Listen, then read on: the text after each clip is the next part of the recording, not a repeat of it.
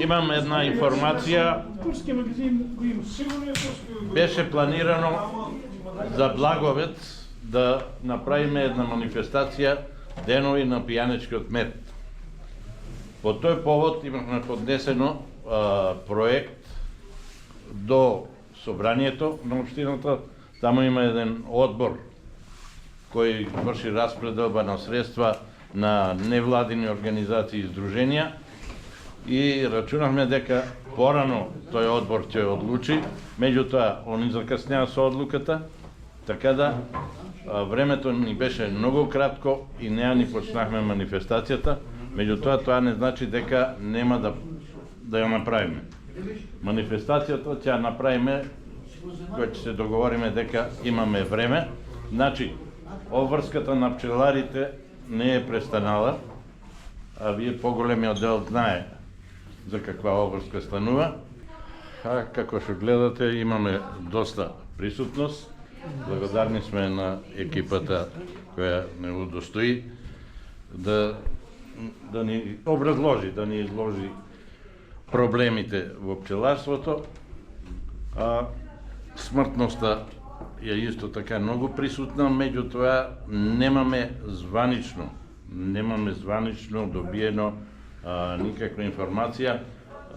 Едино знам, колегите од Македонска каменица има праќано на анализа и од таму има добиено некаква информација, некој заклучок дека се работи за ноземоса. Предавачи беа? Предавачи беа господин Горан Коцев од Кавадарци, господин Ѓорѓи Андонов од Струмица и господин Ѓорѓи Хаџи Котарев од Струмица. Јас сум Ѓорѓи Андонов, пчелар од Струмица, на покана на Ванчо од пчеларското здружение Пијанечка пчела. Дојдовме вечерва тука во Делчево да се представиме и ние и нашите проблеми кои ги имаме во пчеларството, но исто така да споделиме искуства. Имав тема за производство на матици за собствени потреби. Имаше голем интерес, како што гледам, од пчеларите колеги во Делчево и се надевам дека научивме нешто од ова предавање.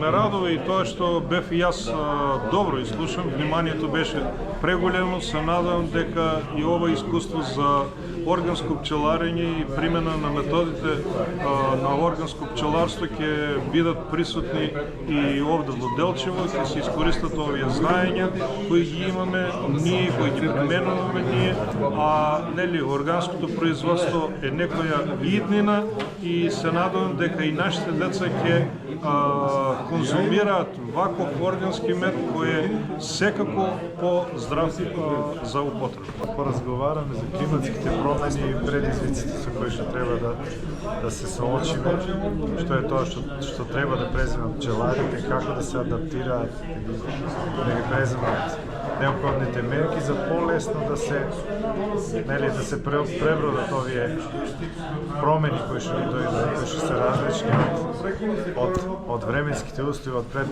10-15 и повеќе години. Јас доаѓам од Иквичкиот регион, каде што летото се премногу сушни, температурите се екстремно високи, така што, меѓутоа и тука, иако е малце по-друга климата, сепак сушата и наглите промени на временските прилики од преминот од лето во зиму и од зиму во лето повеќе пати годишно е присутен, така што тоа е многу голем проблем за пчеларите.